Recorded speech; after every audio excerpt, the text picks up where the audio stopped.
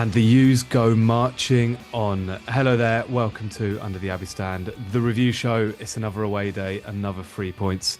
And this bullishness is going to get out of control if we keep going like this.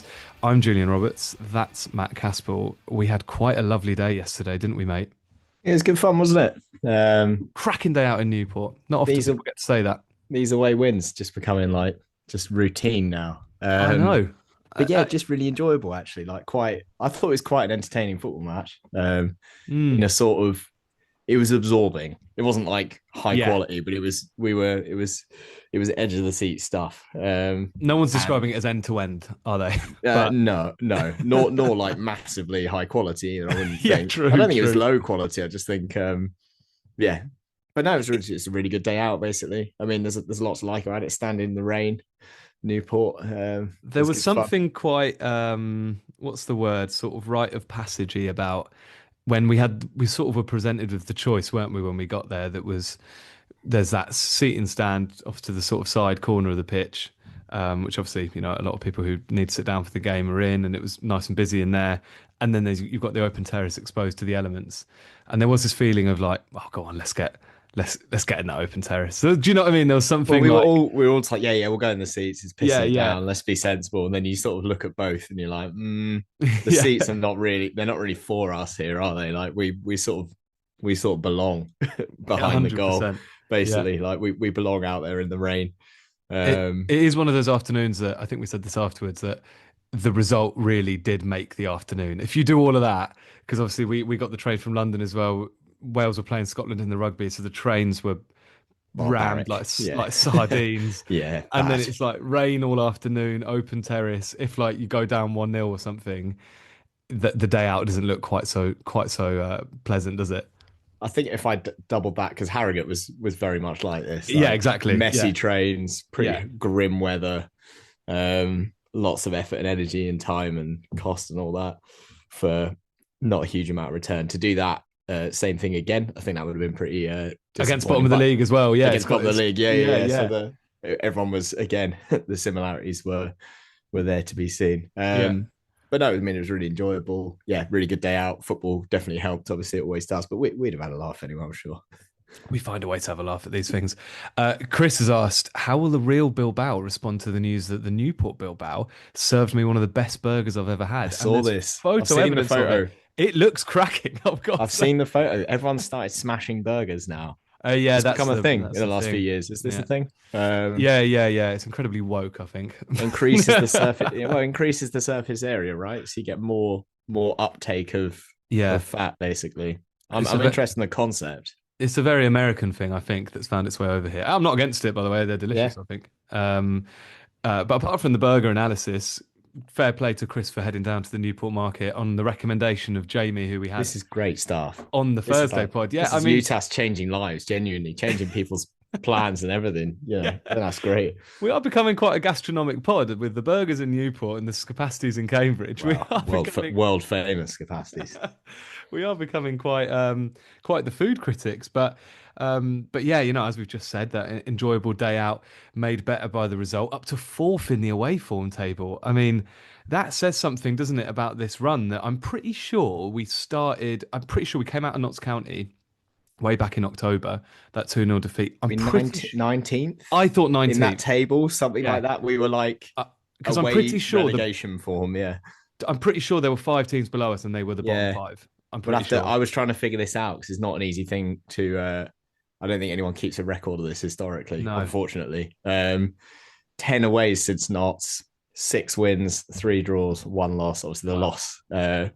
Thank God we've rebounded from that loss and we don't have to fixate too hard, I don't think, on that loss. Although it's still getting mentioned every single pod. It's still going to... I mean, we still talk about 5-4 Harrogate, so and that was years ago. So probably is going to get mentioned a few more times. But the more we surround it with really positive results, the funnier it probably gets to be. Like if we get auto promotion and we're like 6 points safe in autos, then we can have a right laugh about that Harrogate. It's more and more becoming like the exception that proves the rule, isn't it? That it was an aberration of a day rather than Well, it's a good reminder, really, almost to fan base. Everyone getting very carried away, including us, which is all reasonable.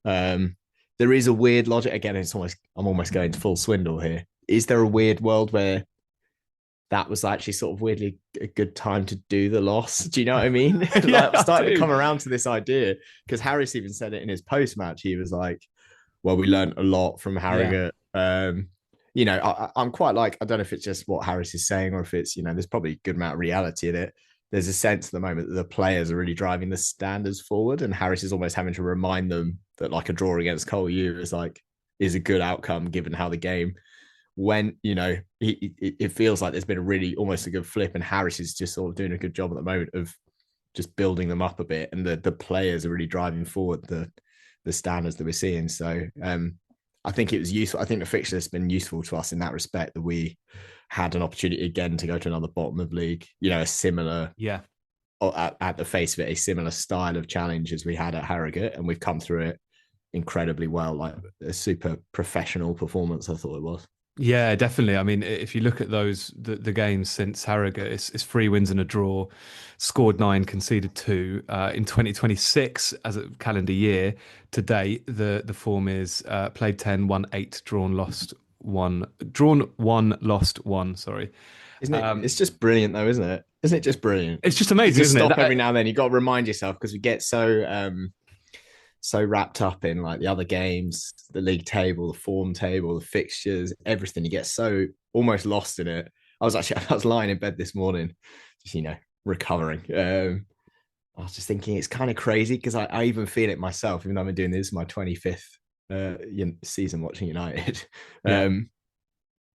And I'm not really doing this, but I was lying in bed sort of thinking like, God, it's almost like I can't wait for this all to be over. By over, I mean like, God, it's like, you know, when you're watching a really good film or something, reading a really good book, you just want to know how it ends. Like, I just want to know now. Yeah, like, yeah. what's going to happen? Like, and it's crazy because I love the football season when it's on, and when it's not on, summer's great. Obviously, we've got a World Cup this time, but it's like, I don't know. It's weird, isn't it? You wait all year for good football, good form to come around. It's like, I just can't wait to watch another game. Basically, I'm actually like the players have had a busy schedule the last few weeks. Was like 5 games in 14 days or something. I'd love it if we were playing on Tuesday. Yeah, definitely. You know, just as a fan, it's just purely selfish at this point. I would just like, I could happily do Saturday, Tuesday at the moment, because it's just like properly enjoyable. I mean, I'll admit, in the last few years, having moved down to like fairly deep Surrey, like started skipping those Tuesday home games, missing those Tuesday home games in League One was very, very easy to do. Yeah. You know, you stay home, you stick it on the TV at 10 p.m. you just switch it off, go to bed. It's a nice feeling. And now this season, I've just found myself just have to go to all these games basically. And that's, I mean, you've kind of that's the question I had for you. Like, how enjoyable is this as a run, as a period to be a United fan? Even if you're making it to the games or not. I mean, me and you, obviously going through like extra efforts, let's say, to go to games that we might otherwise be on the fence on. And there's something to be said also for just the feeling of, it's been a long time since we've been able to be physically going to matches in a promotion season or a promotion chasing season, let's say. Yeah. Because obviously it's over 10 years now, really, isn't it? Because of lockdown for the for the last League Two promotion. And I'd forgotten how, with the recent memory of League One, going into those games where every point's so crucial, how nervous I was going into those games. And it's not that I'm not nervous now, because I want United to win. But there's a different type of nervousness, because you know you're a better side than basically everyone, because you've seen the proof in front of you. Yeah. So there is like a dominance that you can feel confident in. So it's such an enjoyable way to go into a football match, if that makes sense. I mean, it's just been brilliant. It's just so much fun. I was chatting with one of the younger guys, Omelu, who I'm sure some of the people on this who listen to the pod might recognise from the away days. He's a pretty regular away day guy. And obviously being a bit younger and not having really seen the conference promotion, you know, not been around for that. We're too young, basically. Jesus. And obviously had to like... It makes me feel old. Yeah, it happens, mate. It happens to all of us, honestly. Imagine how George feels. Jeez. Honestly. But he was saying he thinks this is the most enjoyable season he's ever seen with United, which like just sort of puts it all into perspective in a way, doesn't it? It's like, this definitely, actually, for me, even is obviously one of the top like 2 or 3 seasons that I've experienced. I think the COVID season was amazing. It's still, I know we were sort of robbed of it a bit, but it was just incredible. And it was around this time of year during that season. This is when I felt like we were scoring all these last minute winners away from home. We scored screamers as well. We must be close to the anniversary of Port Vale, for example. That was around this time of year. And it's just pretty sure that was the first weekend of March, but we're right around that period of like Carlisle away and Walsall at home and those sorts of games. Yeah. And just what ran that one. I mean, that was extremely enjoyable. And obviously the context of that, I don't know, it's always going to feel a bit weird that season, isn't it? Just not really seeing it yourself in the flesh. Your balcony spot then, or obviously. There we go. Ding, ding, ding. But yeah, man, it's just been so much fun. Like the games right now, to me, in terms of going, just feel like it's like mandatory. I'm just having to. Even now, I'm looking at March and April, and just like, what was it? My missus said to me at lunch, she's like, "Oh, I'm good. I'm thinking about going on a weekend away in April." My friend, I was like, whoa. I was like, how long have we known each other? I've always told you, March, April, and May are off limits. Okay, there's just no plans are made. Okay, so funny, honestly. I should literally a visceral reaction. I felt my stomach like tighten up as soon as she said it. I was like, I'm gonna have to ruin this. I'm gonna have to squash this now like a smash burger. In Newport, just gonna squish it. I know, but that's the best feeling in a way, isn't it? Because it shows that your football club's in such a good place. If you try and take like the personal sort of situation out of it, for example, like full well that I've got a wedding away abroad on the weekend of Barnet. I've known it all season. It's been in the diary since before the fixtures came out, and I've got over it. But now I'm looking at it going, oh wow, that's gonna be such a good day out. Probably, hopefully. That when are you flying on the Friday? Give yourself, and I think you're going to have to take this hit for United and for yourself. Give yourself food poisoning, I think. Can you just eat something really, buy a skepasti now, and then just leave it, just wait, and then eat it on like the Friday morning or something. You're going to have to turn yourself inside out. It's got to be believable. Yeah. And then get yourself to Barnet. That's medical advice, is it, from Dr. Caspar? Well, in the same way I don't have my badges. I also I'm not qualified to talk about these things either. But yeah, it's great. It's such an amazing situation to be in, and I was chatting to my other half earlier, and she was like, "God," she was like, "How was your day yesterday?" And I was like, "Oh yeah, they won again." She was like, God, "Do they just win every game now?" And I was like, that's basically, to be honest, pretty much, pretty much. It's been great. That's the way it is. And we did so yesterday. 3 points again, another clean sheet. A brilliant afternoon when you take the other results into the equation. Sorry. Thoughts on the game in general, just starting with us maybe. I owe you a bit of an apology as well, I think, Caspar, because a few weeks ago we chatted on this pod and I was pretty adamant that the run-in starts about 12 games in. I was hedging towards 8 games, which seems crazy now. Crazy. I've got this all wrong. And I think it probably is worth, when you're at the top of the league, it starts 15 games in, and I'm 100% with you on that. Mainly because the amount of effect the other results had on our day yesterday tell you everything you need to know. We were in the pub pre-game, right? And we're all like, "Oh, you're looking at all the other crew have gone one up. Crew have gone one up," and I'm like, "I told you we're in the running. This is such running behaviour. You would not be looking." It's what I said in the pub as well. If you're 17th in a league like Tranmere, they're not going to have a run in. It won't start. It's just not. They can't get relegated and they can't do anything. So it's like they don't have a run in. Basically, there'll be zero moments where like we're in the run in now. It's just like totally irrelevant. Basically, But I feel like in hindsight, it started on Tuesday. I would say, because Saturday against Bristol Rovers, I don't think I really looked around, or I did, but like I don't think it had an effect that much. But by Tuesday, when we were looking at the other results and like how big a goal for us would feel, that's where I think it started officially. Thoughts? Yeah. Well, you got some heroes now. Obviously, you're going to know this week, really, because what is it? MK are playing Monday night. So tonight, as this pod comes out. Salford Shrewsbury on Tuesday. You can whack that. I didn't clock that. I hadn't clocked that. You can just continuously watch other games, basically all week, pretty much. It feels like we'll all be on that as well. Let's answer your original question. Thoughts on the game in general. I thought we were pretty good. I thought we were very professional. I think for the huge majority of the game, we looked like the better team. I think if you're a neutral, you probably think it was pretty flat first half. Like you wouldn't be picking much between the teams. But I think now, because, you and I have watched this team so many times and how they go about, not even just away games, but just how we go about putting our performances together, looking at our bench and knowing, I think, without even knowing that much about the others, we must have one of the best, if not the best benches in League Two when they're fit. We're doing all this without Mayer as well. It's crazy. When he comes back fit, it's just he's not even going to get in the team at this point. So That's crazy as well. Like there'll be a moment where we're bringing like him and Kai and Lavery and Don Ball or something off the bench in a game. It's like that is insane. This is like Yeah, most other teams in the division are going to restart in these blokes week in week out. it's outrageous, you know, because even like a name that I hadn't thought of hasn't been mentioned is Zach Bradshaw, who's had so many impressive performances early in the season. Yeah, yeah. He's nowhere near being able to make the bench. Kachunga, for whatever reason, you know, let's forget his Oh quality for a yeah. second, but you have got a mightily experienced player there who's nowhere near it. Your man Glenn just signed another extension. He's not getting near Disappeared, it. Or yeah. just disappeared. Yeah, Signed an extension, got spoken about as a reason we didn't sign any attacking players in the window, yeah. Can't even and seem to has make the just squad half the disappeared off the time. face, Yeah, disappeared off the face of the earth. Oh look, I mean, I think first half, yeah, it was pretty. You might say it's a bit flat. There wasn't a lot going on. Um, I think that suits us quite well in most of these games, to be honest. Knowing what we have in the second half, knowing that we've got so much impact we can introduce off the bench, is exactly what we did.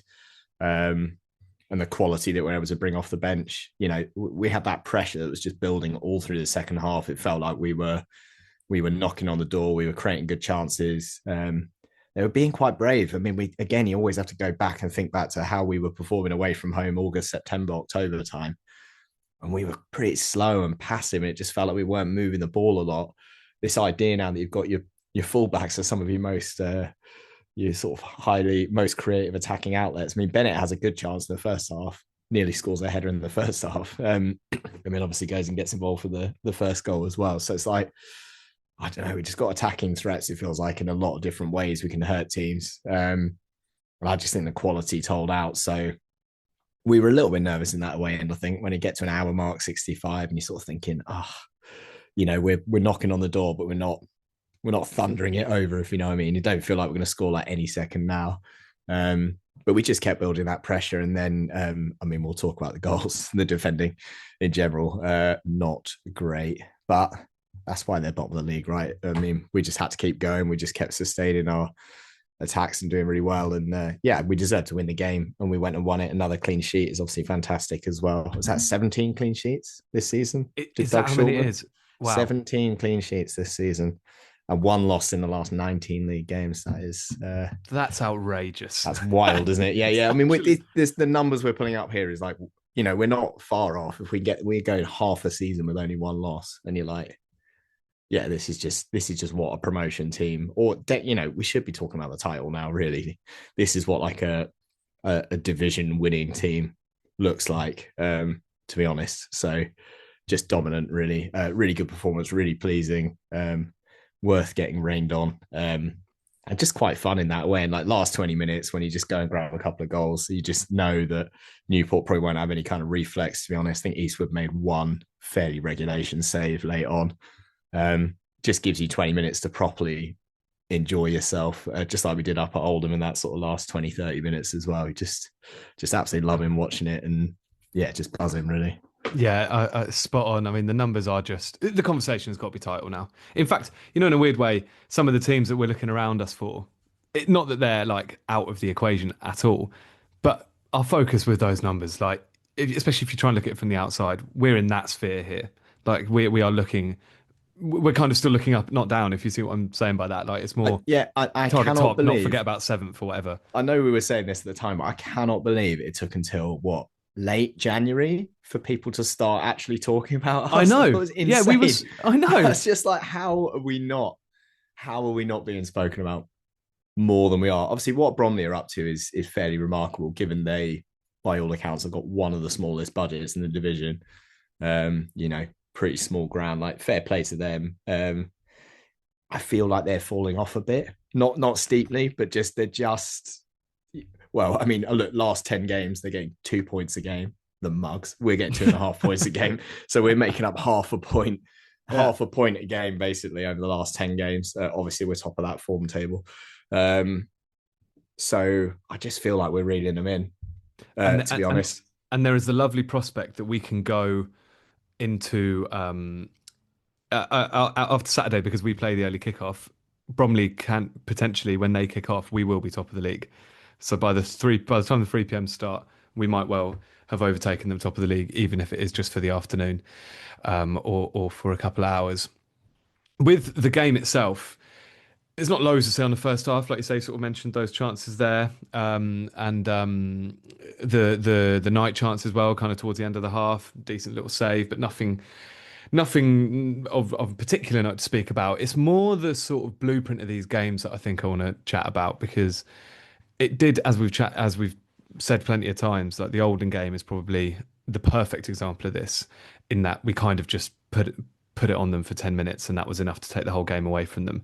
But we're seeing it loads of times now. Crawley's another example of it. I know we scored at the end of the first half. And Saturday's another example where it feels like Harris has this roughly this blueprint when he goes away from home, which is keep it tight for the first half, control the controllables, make sure you're in the game by the time you get to 50, 60 minutes, bring your subs on, triple sub usually, including Lavery, a couple of strikers or attackers at least. And then put your foot down and go and win the game. And at the very least, you're still in the game with half an hour to play. And I guess the example of the opposite of that is what happened at Harrogate, and that would be the thing that maybe enforces it in his mind, that we let the game get away from us in the first 20 minutes, and then it was always an uphill battle from there. And the way this blueprint seems to work, and there are loads of examples of it now, it's working, right? I mean, on one hand, you might look at it as, oh, why won't we braver first half and go and attack the game? You're playing bottom of the league. But on the other hand, if it keeps working, why change it? Yeah, I mean, we've hit that point now this season. It's literally like change as little as possible. I think Tom summed it up really well on the preview. You just don't change much of anything really at this stage. I just think you've got to keep it going unless injuries force you to make changes. Obviously, with like George Hoddle the other week, it's a real shame. You just don't change anything. Like the shape, everyone's, I know we've got it in the running order coming up next with Nevitt. Everyone's clamoring for Nevitt, but I'm like, I'm not sure, because we're winning all these games. So yeah, whatever you agree with or you don't agree with, it is working. It's certainly working enough. I know the Harrogate game is just feeling like a complete blip now. So I just think we've got to stick with it. The formula is good. We've got that strength and depth that we can introduce off the bench.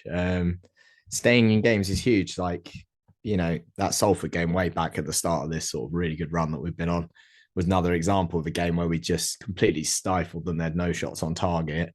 If you do that, I mean, from where we are now with the number of points we think we might need, you're almost reaching a point thinking, like, just as true as ever, like, just draw those away games, particularly because we're playing so many of our promotion rivals at home on that run-in. We've got 7 home games, 6 aways left. We've only got 6 aways, which is big. Obviously, Bromley away is looking interesting. Very interesting. Title battle on the line there. I just love the idea we could both get promoted on the same day, but we're ahead of them basically. I just think it's a possibility at this point because of how the numbers are shaking out. As long as we do it, I don't really care what they do, to be honest, actually. It just sounds like a nice idea, doesn't it? No, I mean, it's a funny thing. So I don't think the blueprint necessarily is like specifically don't take the lead in the first half, if you know what I mean. I don't think it's like don't go and get a goal. I just think it's very like the biggest thing is like don't let them get in our box, don't let them get in our final third. We're so good.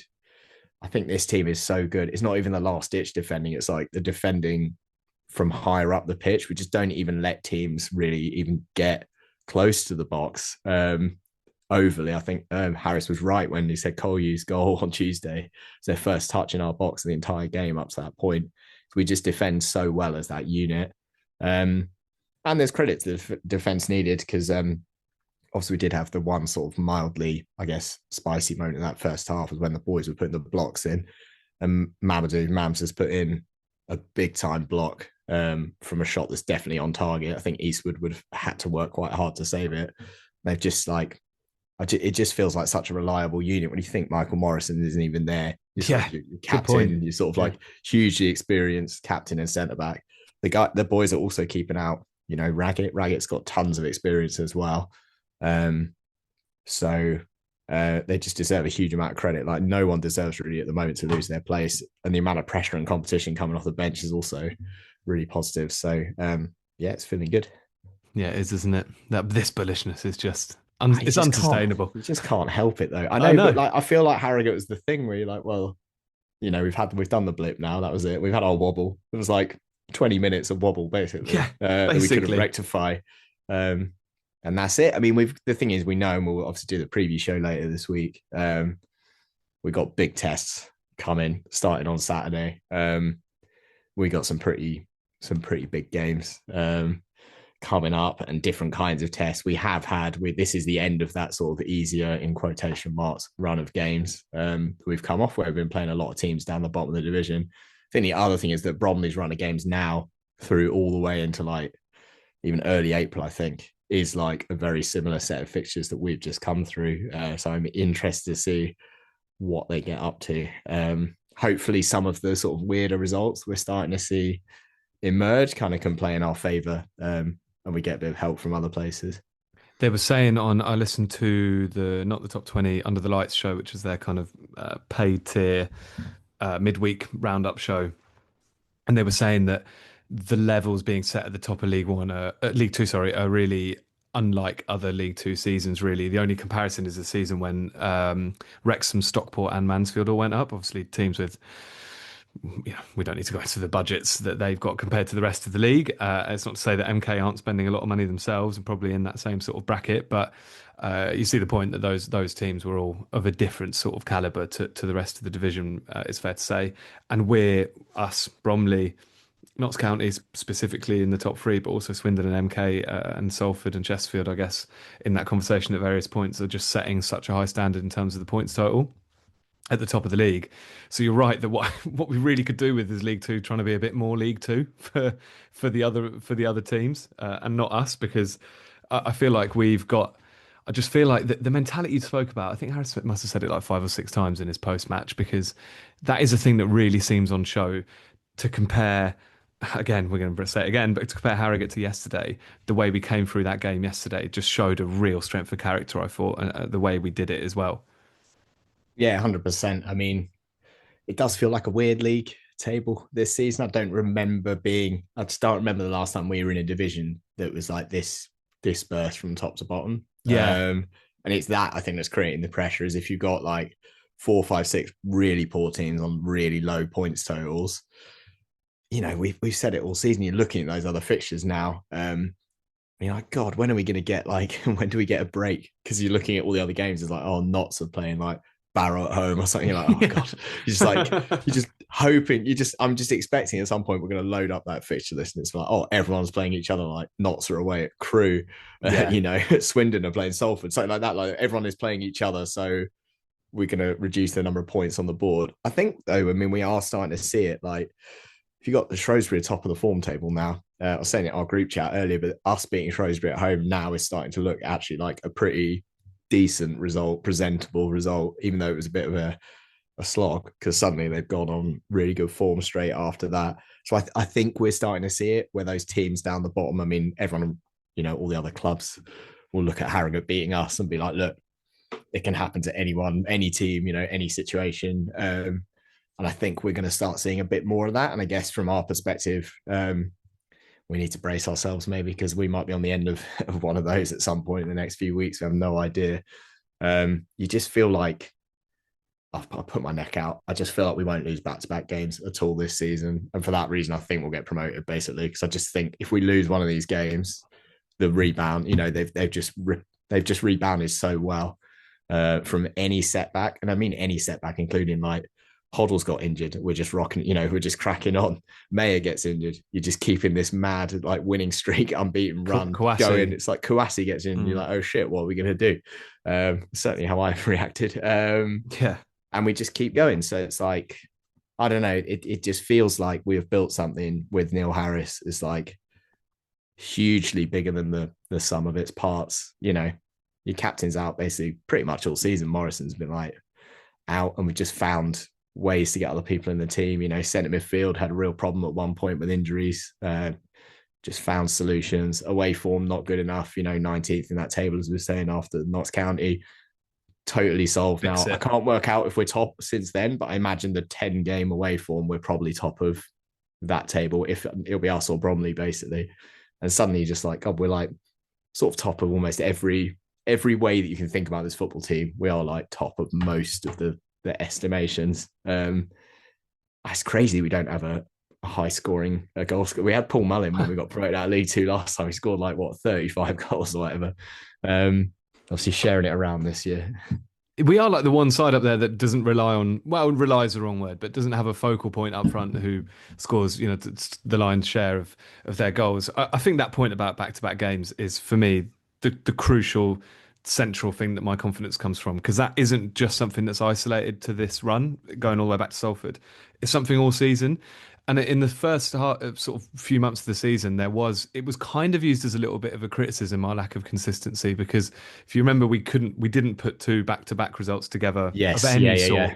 wins, losses, draws. And I think at the time we tried to be like, look, it's frustrating that you go and beat, I'm trying to think of an example, but you go and beat Colchester and then you can't beat Harrogate. I can't remember if it was that way around. But for example, you see the point I'm trying to make. Yeah, And yeah. and then the positive is that we're not losing back-to-back games, and the fact that we've managed to keep that up to now, I think you're spot on. That if all we do, maybe this is an exaggeration, but if all we do is not lose back-to-back games and can continue that statistic to the end of the season, I'd be fully confident that we'd win enough of the other ones to be automatically promoted, because Yeah, yeah. it's such a huge advantage. I mean, this will get. I don't know how deeply you went on the. Obviously, we compare a lot against the promotion team from the COVID year. From this point, we lost 5 more games. That Wow. seems wild, doesn't it? How crazy is that? Wow. Which were Yeah. what? Stevenage, Harrogate, Cheltenham, Cheltenham Scunthorpe, on Cheltenham home. at home, Scunthorpe at home. Scunthorpe, did they go down that year or they They were? went down that year, I Yeah, think. yeah, Yeah. yeah, Bolton away, which is obviously understandable. And then we yeah. went on a 4-game winning run. That was our longest winning run that year, by the way. Just the Wow. four. Um, Pathetic, really. just the four, which obviously involved that crazy 4-2 Oldham. And then the last minute winner for Adam May up at Carlisle, a personal favourite, just No, because the a way the classic. camera panned across, couldn't see anyone. But it was Wes who was laying it off, I think. And you're like, Yeah, that's right. Yeah. he's done this well. Like, just don't know what's going to happen. The camera just pans over, and there's Adam May. Really good finish. But yeah, then we lost 4-1 against Exeter. I think you were at Oh that yeah, I one, was at that right? one. Yeah, me Yeah, and Tom watched that one in person. enjoy That was that. yeah. Cheers, Yeah, lads. yeah, that's great stuff. And then Stevenage and Harrogate, obviously Yeah. Horrogate version 1. Wow. But that's crazy, isn't it? We lost That is 5 crazy. more games in the last 16, and we still got promoted, by the way. So it's like, my point there, I think, is like, I do think, and maybe I'm wrong, or maybe this could just be total like anecdotal thinking. I do just think the results for everyone just get a bit weird in the running, like from like March onwards. Basically, you just see. I reckon almost every time there's a round of fixtures, whether it's a Tuesday or a Saturday, one of the games is going to be like eyebrow raising for whatever reason. We just got to ourselves avoid as much of that as possible, frankly, and just minimize the impact of that. Like, knowing we lost 5 more times on the promotion season gives me like even more confidence in Yeah. a weird way. It's like knowing that we can lose. We lost 3 in 5 from this point. So from match week 31, we lost 3 of the next 5 games. Obviously, don't want to test that, but it can be done. We can afford to lose a few games, basically. Obviously, I hope we don't. I hope we keep it running. It'd be absolutely amazing. We will win the league if we keep the losses as low as they have been. If we lose like 1 more game only, I think we'll probably win the league, basically. Yeah, I mean, absolutely no doubt in my mind, really. That's pretty amazing. Look, back to the game. We keep getting away from the game a little bit. That's it. Let's have a little chat about Appare though, because you mentioned him before we went and started talking about promotion again. Appare is it feels I feel a bit bad talking about a negative or a criticism on the run we're on and the day yesterday was. So I want to try not to phrase it like that.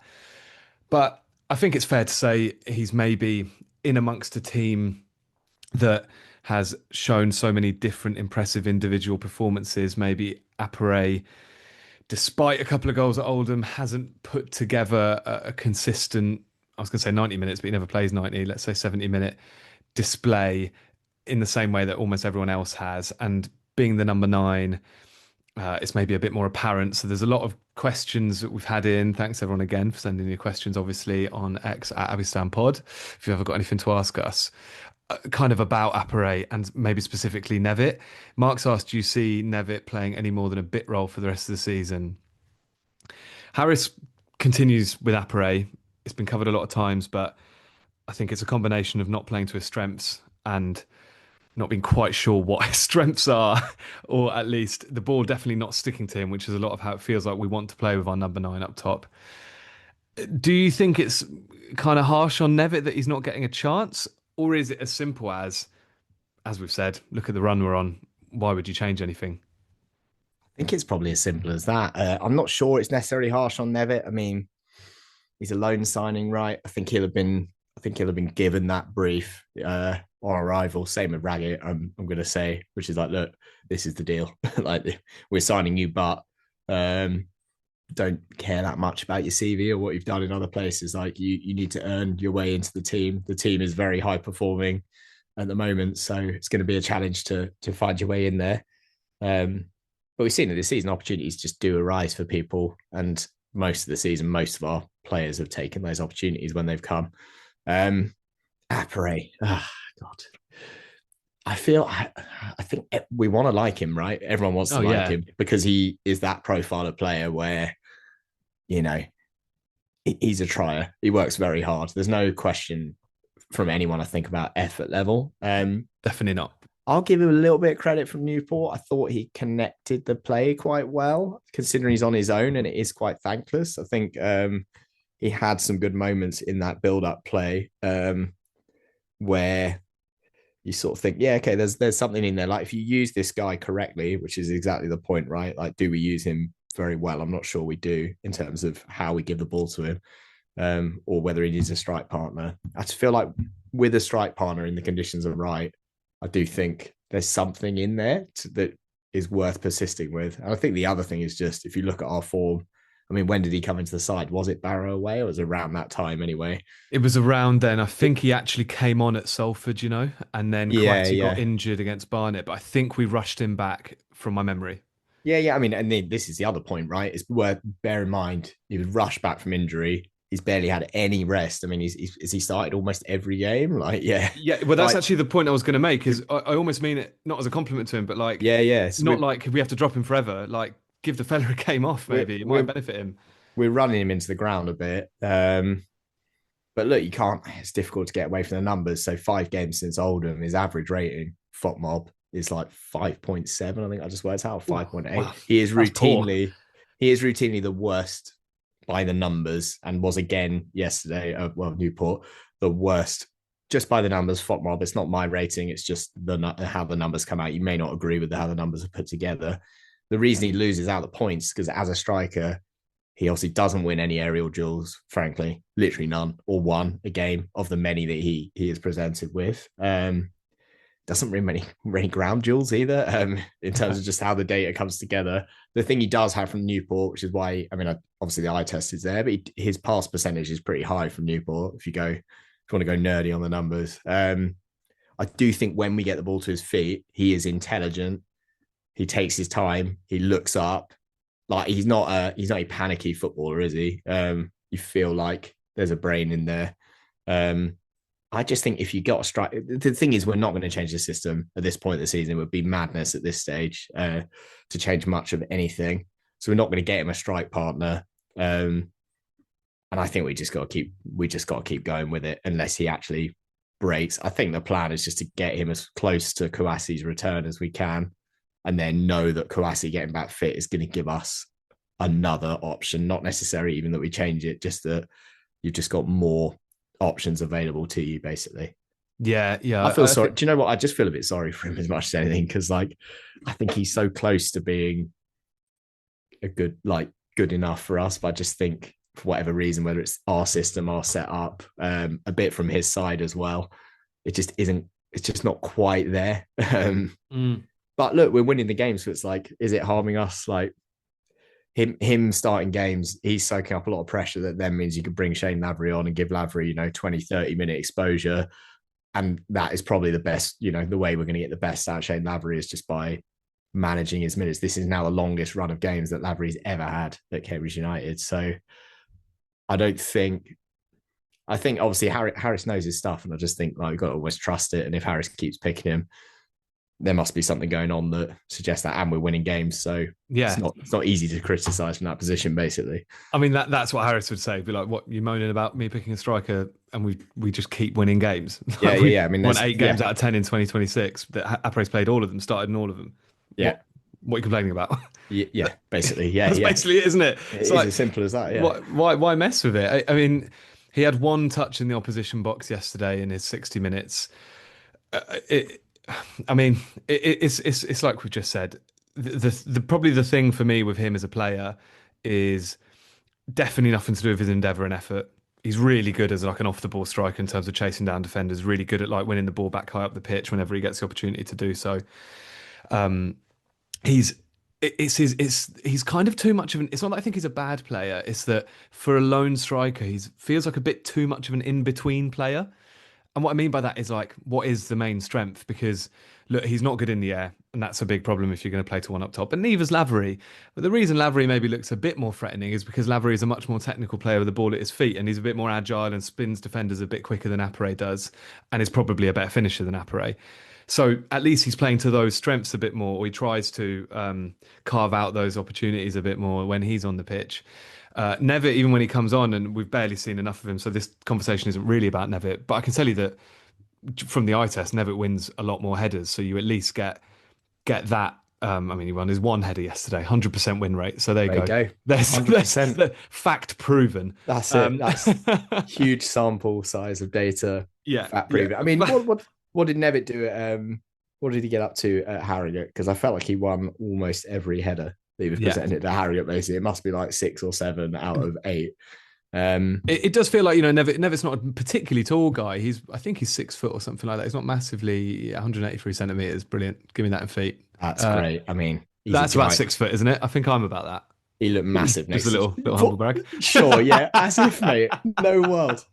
We. I mean, everyone's probably met us at one time. We are a short pod. Yeah. You're the tallest. Is Swindle taller than you? No, I'm taller than Swindle. Is that true? Don't insult me like that. We're a short pod, aren't we? Yeah, we are. When I might be the third tall. I think there are 2 shorter than me. Yeah, potentially. Yeah, that says everything you need to know. That's pretty bad, isn't it? Yeah. And we're here blaming Louis Apre for not winning enough headers against like 6'6" centre halves.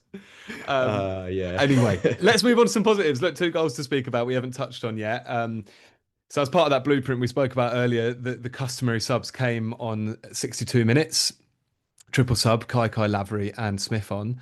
And we broke the deadlock with a Liam Bennett header at the back post. Of all the people, great angle on this in the away end. Just the way, like, just the perfect angle we had on it, in that you see that ball go all the way across the box and then kind of headed back towards you. Bullet header. Header. What is it about Newport away and their goalkeepers, honestly? Well, I mean, the poor lad. You can take both goals together here if you want, but do you feel sorry for him? Let's split the goals up. I don't feel that sorry for him, to be honest. Look, I mean, the goal is good. Like, this is obviously the second goal was a bit of a freak. This goal is good. Like, the build-up play is good. Don Ball actually sets the whole move in motion. Really, sort of good midfield play. Out to Gibbons, Kai, great 1-2. I think we're seeing a lot of these 1-2s now. Yeah. This is like, it feels very training ground. Like at Crawley, I think we had the same thing. We just kept getting these. It's always Gibbons as well. I don't know what this guy's up to this year, but it's absolutely fantastic. Get him another contract now. What a terrific season he's having. It has got to be said. Brilliant. Like, brilliant. Yeah. And he's, Harris always calls him out. He's like he's a leader as well, if you know what I mean. He leads by example, but you can see him like, I've done a full 180 on him. Totally hands up. Full 180. So hands up. Another thing.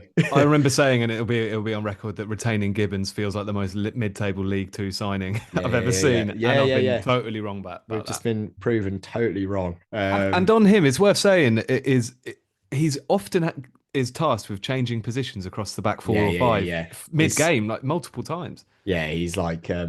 He's pretty versatile, isn't he? Feel like he's just unfussy, deserves to get in the team. It's great having players like that who you feel like would just do almost any job and play in any position. And the assist is good. Left-footed cross, weaker foot. It's a good cross. It's not like super lethal like his one up at Crawley.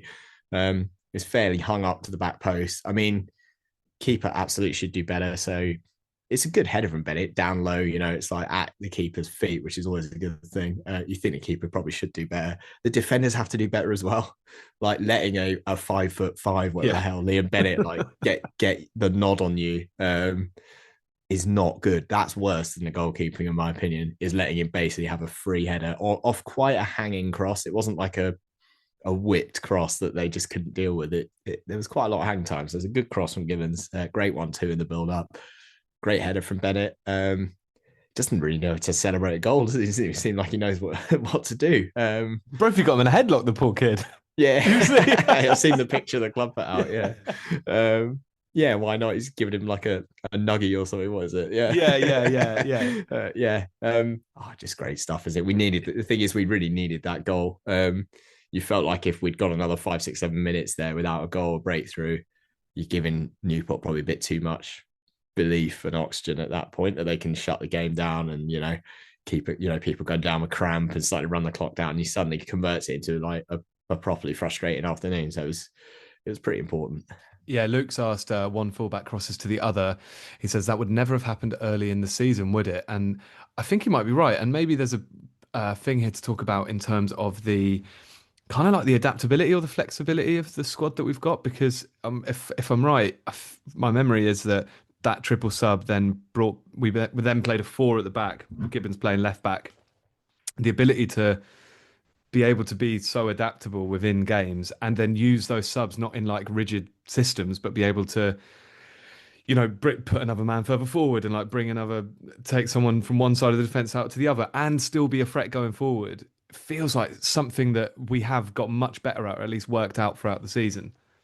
Yeah, I just think a lot of it is down to, it's just bravery, isn't it? Harris referenced it a few times in the post-match presser as well, just saying, want them to be more brave. And I think that's sort of code for, if you're a defender, don't be afraid to go and join the attacking play when it makes sense to do so. This is one of the benefits of having, I guess, a back 5 or a back 3 for most of the game, is that you can afford to lose a body from that unit and still probably be okay. I also just think when we're playing with respect teams like Newport, Crawley, whoever it is, they're not going to like hit you with this rapid counter attack very well very often. So like the risk reward of sending defensive players a bit further forward, I think it's just weighted quite heavily in our favour. This adaptability is great. I mean, Gibbons is obviously a big part of that. I've almost forgotten how out of position he's been playing. If you know what I mean, how frequently he's been playing theoretically out of position. Again, Harris spoke about the post match that like sometimes it's good having a right-footed player on the left side because they can pose different kind of problems and cut inside and stuff like that. So I think this is great. It's just another thing on the bingo card of what makes us a promotion contending team. Yeah, 100%. And then the second one, sometimes a bit of luck falls your way. Is it that you make your own luck a little bit? The defending, again, I'm going to be kind to the keeper. It's dreadful keeper. We'll get onto that. The defending's pretty bad. Like that header. The defender's header's hilarious. That header's pretty bad. And what I love, because I sort of, you see it in real time, but it looked weird when we just stood there and you obviously don't get a replay. You sort of replay in your head and like, it was almost disbelief, wasn't it? It's like, is that really just happened? Like, is that sequence of events really just happened that way? It's amazing when you watch it back on the video because the defender obviously heads it straight up in the air. So it's going to land basically in the 6-yard box. And then I sort of think, well, he just steps out the way, obviously, which makes complete sense. The keeper's called for it. But the guy, if you watch the video, is just like standing there. It's a bit like if you play FIFA and a player just like glitches out or something, he literally just stands there. It becomes like an NPC. Yeah, he's just on pause, basically, waiting for this ball to come down. What has the keeper done? Firstly, you should just catch that. No pressure is the thing. I also weirdly, and this will sound really weird, is it a bit weird that Kai doesn't even challenge for the ball? Doesn't even challenge it. He just stood there. He also just stands there. Not even light pressure. He just stands there watching it as well. It's just a really bizarre passage of football. I think the finish is really good as well. I think the finish is like, it's almost underrated in terms of how, I know it's right there and he's in the 6-yard box, but it takes a bit of work and anticipation just to just to hook that over his shoulder. As you've rightly put in the running order, it's not a bicycle kick, is it? No. Club You called it a budget bikie, which I think is quite a budget nice. bikey, yeah, Yeah, yeah. yeah. But you know, he just hooked it over his shoulder. It's obviously a good finish. It's very instinctive. I mean, God, what an impact Kai is having off the bench at the moment. Geez, that's incredible, isn't it? I think I can't remember the number, but he scored what 10 in all competitions. Like 7 of them have come off the bench. Wow, that's good yeah, stuff. yeah, yeah, which is just a crazy, isn't it? So I don't know. Do you want to become a super sub? Is it good for your career? I don't really know. It feels like with Kai, like I think we've spoken about this before. It's definitely something that's been spoken about like around us at games that you kind of want to always. It feels like when he settles into a rhythm of starting loads of games, his output gets worse. Like it I feels agree like with that. you kind of want to always be like then like start him on Saturday and then drop him, no matter how well he plays Saturday. Yeah, For yeah, yeah. example, I because know he's what you mean. always like got to be fighting for it. I don't know. Maybe it's a mentality thing. Yeah, I have no idea. Yeah. Whatever's going on is working. Yeah. Because he's now one of our top scorers. Yeah. Obviously you only have to score a few, and suddenly you're right, aren't there? Not wrong. That brings us quite nicely onto a few questions we've had about different scorers all over the pitch and the lack of reliability on output from one player. Which, as you rightly said, compare it to the last League Two promotion, as we've done so many times. And I mean, there's Mullin, but there's also like Ironside in that side as was a very handy goal scorer. Ben's asked this question: is having winners in our squad all over the pitch a big key to success? I just feel not many teams in this league have so many players that have been and done it. Could be a huge factor come the end of the season. I read this question and I completely agreed with it. And just as you were talking there, just as I was getting ready to ask that question, I went and looked at our starting lineup. I'm not actually sure that's true. Like, I'm not sure. Okay, take obviously Pelly, yes, 100%, 4 promotions, gone all the way from bottom to top, as everyone knows. Don Ball's got bags of experience. I'm just looking at the lineup yesterday. Aside from them two, it's not that the others aren't like necessarily inexperienced, but there's not loads of promotions on CVs there. Like Apare, I think it's got 1 promotion. I'm doing this on the fly, so definitely might be getting 1 or 2 Oh wrong. yeah, 100%. Apare, I think got promoted with Northampton. Brophy's been promoted from the conference into League Two with Orient. I think that's where the list ends. Gibbons has never done it. Don Ball must. Yeah. Sorry, I'm saying Ball and Panzu. Yes, they're out of the question. Right. Sorry. Yeah. Sorry, those two out of the question. But then you're looking at like a team of like Bennett, Knight, Job, Eastwood, who I know is maybe a bit older, but Harris has said himself how like kind of inexperienced in terms of games he is. Brophy's experienced in terms of games, but I'm not sure like I don't know. It depends how you define winner, I guess. I'm not necessarily disagreeing with the question. It's actually just, it surprised me there's fewer kind of promotions on CVs there than I'd anticipated when you go through them. Not really sure what point I'm trying to make there. Because they can all go and get one more this year, mate. Exactly. Yeah. And clearly there's a mentality in this squad, as we said right at the top of the pod, that that is a huge factor, as Ben rightly says. I actually think that mentality though comes from the most experienced person, which is the person in the dugout, and I think it all comes from Neil Harris and the amount of experience and the sort of winner that he is, and the mentality in this side just feels well they come across as winners, don't they? You would just I just think with Harris, you just really want to play well for him. Mm. Do you know what I mean? Like Definitely. he's just that kind of guy. Like he's a little bit old school in that way, I guess. But you just feel like there's a big thing around like respect with him, and like I don't know, you just really want. Just imagine what it feel like to have Neil Harris like praising you, saying you've done a really good job. Do you know what I mean? You just love it, wouldn't you? I do feel like we've got really good unity across that squad. Same thing I was saying earlier in the pod. It feels like from what Harris is saying that it's almost roles reversed now, where he was setting the standards earlier in the season. Now it's like the players are kind of almost driving each other and themselves along. And he's just having to kind of temper that and just keep everyone like grounded, basically. I think we just got quite a few leaders as well. Like, you know, even in the dressing room, you know that whilst Michael Morrison's injured, you know he'll be pretty around. Do you know what I mean? He'll be, you know, we know he wants to get involved in coaching anyway, so you just know he's going to be really positive influence. Yeah, more is a good point. That in the dressing room, there's more. He'll be than doing just that lineup I just read out. Yeah, for sure. He'll be doing tons that like other clubs who've got long-term injured players, even more senior ones, won't. I don't think necessarily be as involved as he is. Barry Corr's got some promotions, mate. He's around it. And actually, and I'm just looking at the players who came on, like Smith. He's got promotions, plenty of them, loads of championship experience. Lavery, I'm pretty sure, once or twice. Kai, lots of experience in various leagues. I think Purrington probably got one to his name, maybe with Exeter. I'm not sure. Again, I'm doing this on the fly, but it maybe then that's your point. Is actually it's a bit of a wider thing, and it's kind of that same point. Like it takes a village, doesn't it? And that's what makes us such a threat. That it's not.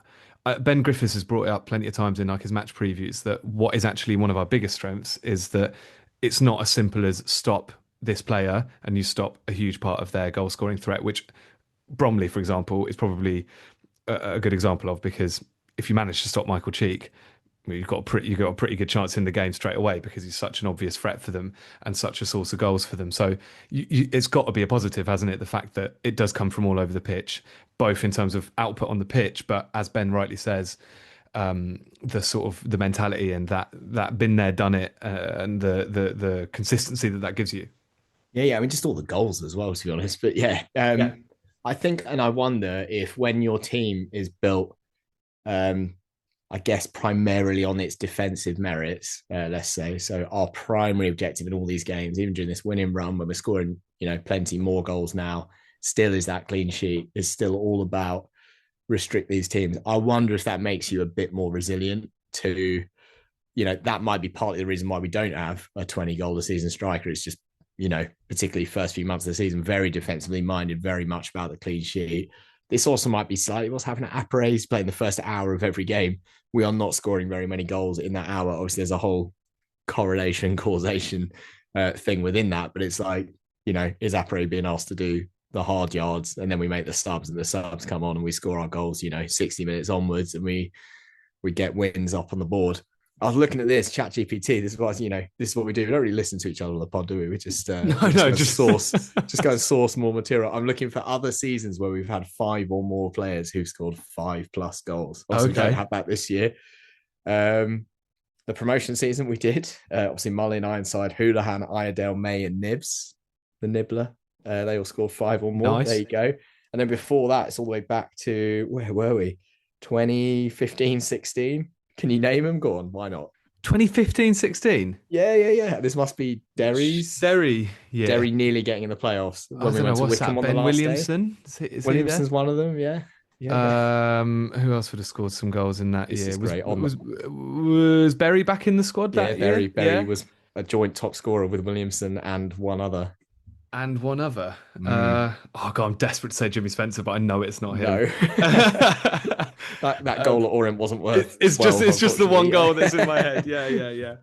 Who else would have been there? I feel like, is that Paul Lewis scoring a few goals that year? Is he in there? Nah, he's not in there.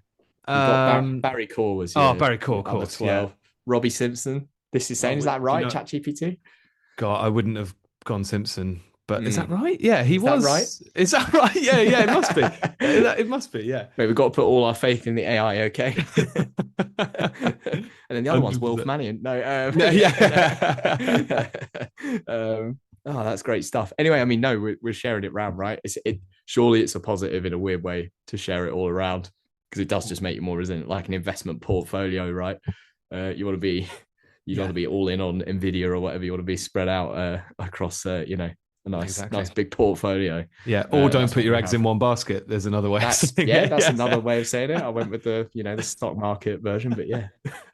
But yes, I think that's probably like a good way to sort of to wrap up our afternoon at Newport, specifically when you're right back, Liam Bennett scored, and then your sub Kai's come on and managed to fashion something out of nothing. The other thing to talk about, as we've mentioned, is the results around us to wrap up the kind of afternoon, because it made it not just a good 3 points for us, but in the context of the lead, like a brilliant 3 points for us. The big one there being Bromley were held to a point at Harrogate. Really tough place to go, as we've always said. Harrogate had a few shots, I heard. Harrogate had a few shots. They had... So I think they had 25, and the XG varies, of course, between the providers depending on who. So FOTMob have got it at. Let me just get the exact number out. Like 2.5 something. I think it's less. FOTMob have got Harrogate's XG at 1.1, and Bromley's at 0.46. The shot count: 25 Harrogate shots to 6 Bromley shots, 7 shots on target to 0, which is quite an interesting one. We worked out this was 0.09 XG per shot. It's like the equivalent sort of cross the halfway line. and shoot. Yeah, but then just bang it. I think it's SofaScore have them at 2.28 xg. So Okay. a bit of disparity between providers. But anyway, I think it's fair to say the point being that not only were Bromley held to a point, but they clearly weren't dominating at least by what the data is saying. And then around the leagues there, Chesterfield conceded a last minute equaliser at Crawley. Salford conceded a last minute goal to Salford lose. lost 3 in a row. They've lost 3 in a row. Yeah. At Cheltenham, at home to Newport, and I can't remember the other one. Swindon lost in the early kickoff as well. They got a brilliant result Tuesday night. They were the one team in the top 7 to winning at Barnet, and then not undid that good work, but haven't capitalised on it on Saturday. Only us and Notts County won. Notts County quite emphatically beat a poor Tranmere side 5-0. I mean, Salford have got Bromley, Notts, Crewe, MK, us, Barnet, and they're playing Shrewsbury next. Shrewsbury top of the form table. So and on Saturday, I think they go to Colchester on Saturday, don't they? They do, yeah. So I don't feel great for them. That is tough. But I mean, in a way, this is ideal for us. We need, just for my my confidence levels, I just need to see it thin out a bit up there. I'm expecting a bit of a breakaway. You just got to hope that it's a breakaway 3 and then we're in it, and not a breakaway 4 or 5. But I'm expecting a bit of a move. I think the other crazy thing is we are only now about 11 or 10 points away from the playoff expected line. It's still February. We're talking about outrageous. Talking about almost having pretty much confirmed, not mathematically, not certainly, because that always comes later, a playoff berth, which is awesome. It's just incredible. So which would prove all of our preseason predictions wrong. Oh, I'm gonna by March. Total dick again. I'm not even sure we can finish 14th now. Is that even possible? I doubt it. Could you imagine what does that look like if we finish 14th from here? Oh my god! Oh my god! There's 19 points between us and 14th at the moment. It's doable. You're saying there's a chance. I'm saying there's a chance. Here's a remarkable one. We said it at the start of the pod, but to wrap up the league table for anyone who hasn't been staring at it all day, which I assume isn't many of our listeners, Bromley top on 65, us second on 63, Notts County third on 61, so 2 points between us three, all played the same number of games. Swindon fourth on 61, but played a game more. MK Dons play at the time you listen to this pod, they play tonight away at Walsall, who are ninth. Tricky place to go. They're on 58. There's a world in which, and it's really quite realistic, MK lose that game, same number of games played, 5 points behind us, and then if we win Saturday, we're 8 points clear of them, probably in fifth. Yeah, they will be in fifth still. 8 points clear of fifth, same number of games played with 12 games left to play. Then that starts to look like a bit of a breakaway, doesn't it? You start to put a bit of daylight in between you and other teams. And then with Notts County and Swindon still to play at home, which just feels brilliant. And Harris actually said in his post-match, of the 13 games we've got left to play, 7 of them are at home, which, considering our home form, again, all season, not just in this run, has been phenomenal. I mean, only Oldham have beaten us at home in the league. It's pretty sensational. I've just clocked that Bromley still haven't lost at home in the league though, so that's annoying. But still, it's coming for the April. Till we go there. Yeah. Mid-April. There could be a weird world where we go there and it just suits both teams massively to draw that game. Could be the most placid 0-0 of all time, like that Simpsons clip, when it's like where they're just knocking it around. It's like watching us in September. Exactly. God. Look, to end the pod, James has asked, it's happening, isn't it? How do you feel about that? As you've often been like the harbinger of doom, is that the word? I know, on this pod, yeah. I want you to. Well, I'm nervous, right? I've got to be careful. Also, how is it possible we're in such good form and I'm so bad at Moosenet? Or else that's a bit of a tangent, but we're basically winning all our games. This shouldn't be as hard as I'm making it look. I think it probably is happening. I really hope it's happening. God, yeah, I think it probably is. I just, like anyone, it's like the Hassan Hootel gif, just on loop in my mind, constantly getting really excited and then just trying to calm down and remember that we've really, when we got big games coming up, we've just got to keep the run we're on now going for even another 5 or 6 games, and I think then we'll be in such a good position in league table terms, we'll almost earn the right to like lose 1 or 2 games and go a bit shaky. Obviously, whenever and if that happens, it would be a nervous time anyway. Yeah. I think it is happening. I'm until it actually happens. I just don't want to believe it. I just can't believe with the 6 aways we've got stuff like Barnet, Bromley, Crewe all coming up. They're all going to be like quite special occasions. I think in there. My God, Crewe on the last day. Crewe on the last day is like I might actually write like maybe we should all write each other's phone numbers on our forearms in case you just disappear or something. You know what I mean? Like safety first, emergency contact. Yeah. Can you imagine what that looks like if it's like? I mean, we are getting way ahead of ourselves here. But if we've like, let's say we've secured promotion at Bromley or at home to Barrow, and it's like, but we go to Crewe knowing that there's something on the line to make it extra special to win, that we can win the league. With like all we've got to do is win the game or something, and we bring like 3,000 fans up there, and we have like. I don't think we'll get the allocation because they're right in the playoff mix now. True. I think we're looking at this. The allocation's like 1,800. I think you get put behind the goal. Oh yeah. I think they've moved it, but like I think they've shifted things around a bit. I don't know this for sure, but. Yeah, let's not worry. God, we're getting ahead of ourselves here. Come on, yeah. This is the Hassan Hootle gift. This is the Hassan Hootle gift. Just calm it down. You got to calm it down. Got a half marathon to do first, mate. Look, yeah, exactly. How's the training going? It's all right. I mean, I've been injury free for a month or so now, which is great. Obviously, I've never done a half marathon. I mean, apart from in training, I've never done a half marathon before. I've learned tons about what is involved in training. So much stuff I didn't know about how you're supposed to train for things like this. The injuries have been frustrating to get reminded constantly that I'm 37 years old. Actually do have to stretch and do like strength training. I've been getting good advice from a few other runners I know, which is great. Obviously Tom Walker of this parish has run the Naples half marathon today. Well done, Walks. Yeah, massive well done. Just a shade over 140 in the Southern Italian heat, which big achievement. So a big achievement. Big achievement. Yeah. Seems up till 4:30 on Friday night. So. Let's do it. Might as well. Yeah, proper get that out in the open. Yeah, fair play. That's even more impressive, isn't it? Yeah. That is more impressive. What a beast. No, I mean obviously, and thank you everyone who's sponsored us. We'll put a link in the description for the pod. Please do join us. And join us. We're going to the Old Spring.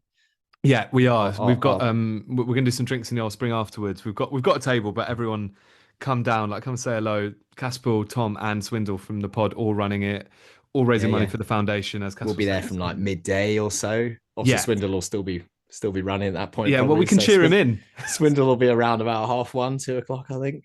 He absolutely cracked me up in the yesterday when he sent a photo of there's a guy running the Cambridge half dressed as a knight, not Ben Knight, but like a knight in shining armor in full metal gear. The full gear. The full gear, and Swindle's put, even this prick's going to beat me. You hate to see it, don't you? Excellent stuff. So yeah, come meet us in there and say hello and can buy the boys a drink, have a skepasti. All the deals, the 10% off do apply. So yeah, come in there. It's going to be a cracking afternoon. Really excited for it. And obviously you should be going to the Old Spring anyway.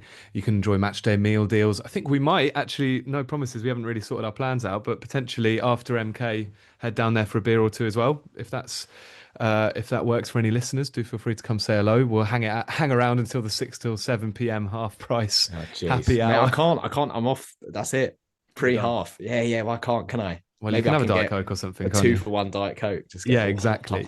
Hopped up on sugar. Exactly. We get a little Matchday meal deal, a little lunchtime after 3 points against MK Dons, £15 for either burger, fish and chips, or skepasti and any beer. So make the most of those. It's been an absolute pleasure, Caspel. Really enjoyable pod. They are very fun doing these pods at the moment, aren't they? It's great, isn't it?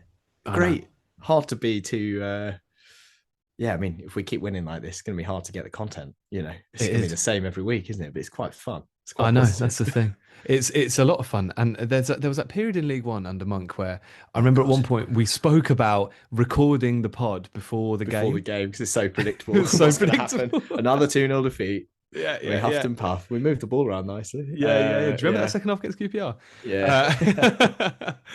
Anyway, it's been an absolute pleasure, mate. We'll be back for the preview show on Friday morning.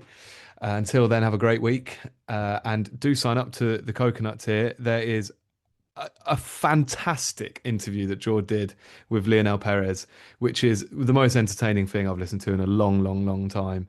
The guy is clearly a legend of this football club, but also just such a charismatic character. And my favourite bit in it is when halfway through he interrupts George to say, "I'm just going to go and get another glass of wine." Which is that really, right? I've not listened to it yet. That's fantastic. Which really cracked me up. And his pronunciation of some of his ex-United teammates it will put a smile on your face on a rainy February morning. I guarantee you. You get so much stuff with the coconut tier. Honestly, by now, if you're not signed up, I'm not sure why you wouldn't be, because you get so much extra United stuff this week. We've got a couple of extra little interviews coming out. I'm not going to promise you the day because we haven't fixed the date, but a couple of interviews coming out this week. So you know where to go, undertheabbeystand.com, to get that extra content and help the pod out and not be a round dodger. And that's it. Thank you very much, everyone. Have a great week.